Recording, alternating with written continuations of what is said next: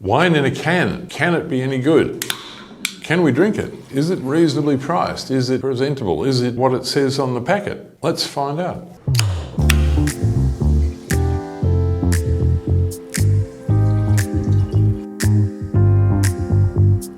So, wine in a can it be any good? That's the question.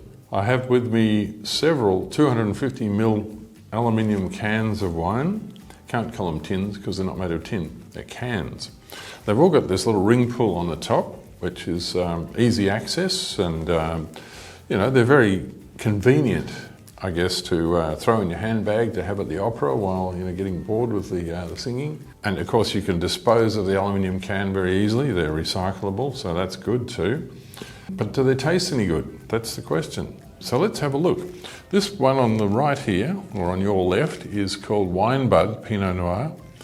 I tasted this 2 years ago and I thought it was okay then. I thought it was fresh and had some fruit and it was drinkable. I think I gave it 86 points, which is a modest score, but for an inexpensive wine, that's not bad. Now I'm looking at it again 2 years later to see if it's just as good. Not that people are going to be cellaring cans of wine, of course they're not. But this is a non-vintage wine, so how do you know when you walk into your shop and you pick one of these up, you don't know how old it is. It might have been sitting there for 2 years. And is it still going to be any good after 2 years? Well, when I look at this wine, it's certainly evolved in that 2 years. The colour is now very brick red at the rim instead of purple. You can immediately tell, I can immediately tell it's a much older wine than it was 2 years ago.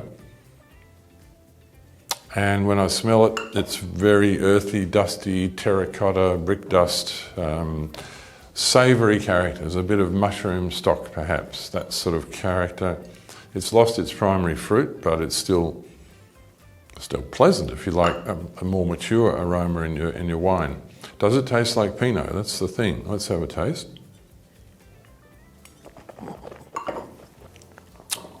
Not particularly. It tastes more like a generic light-bodied dry red. But the thing that bothers me a little bit is that tannins are really quite clunky. They give a bit of astringency and a bit of bitterness on the finish. There's a real chewy aftertaste, a bit of hardness to it.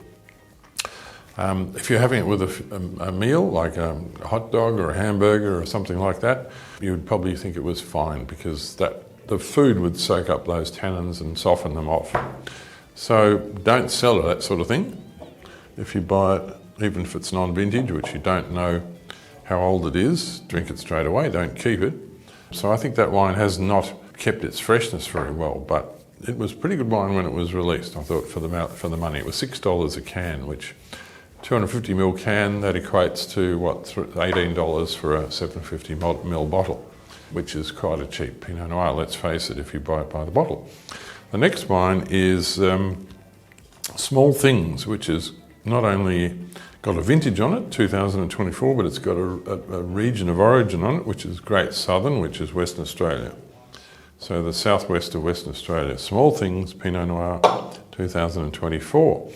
Well, this is the sort of colour this would have had 2 years ago. It's got good depth of colour, not that means a lot with Pinot Noir, but it's got a nice purple tinge to it, which indicates it's youthful and it's fresh.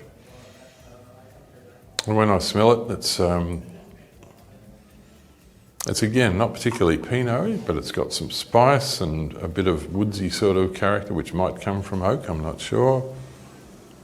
I doubt that they would be aging a wine like this in barrels, but they might be using some oak chips, something like that. It's plummy, it's got a touch of blackberry character. It's very simple, but it's fresh and it's pleasant. Let's have a taste.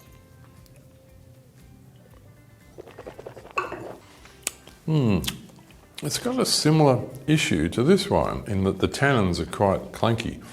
They're chewy, they're grippy, slightly astringent, slightly bitter. It'd be lovely if they'd find those tannins a little bit before they bottle it, or canned it, sorry. I fancy this wine would go quite well with food. Again, you wouldn't notice the tannins so much if you had it with some hearty protein, but as a Pinot Noir, well, it's a pretty modest example of Pinot Noir. But I think it comes down to the cost, really, because I guess these wines are trading on the convenience of a small pack. I think that if you take the convenience of that into account. And of course, the cost of production is higher if you're bottling or canning things in small volumes. So you have to make an allowance for that. I think that it comes down to how much money is in your pocket and how much you value the convenience of the small aluminium can. But also, I think the wine is perfectly drinkable. There's nothing really wrong with it. I can't see there are no major faults in these wines. So yes, wine in a can, it's a thing. There's nothing really wrong with these wines. I know in the early days of canning wine, the wines were often a bit oxidised and had this terrible aldehyde oxidative character about them. I haven't seen a problem like that in any of these wines from small things.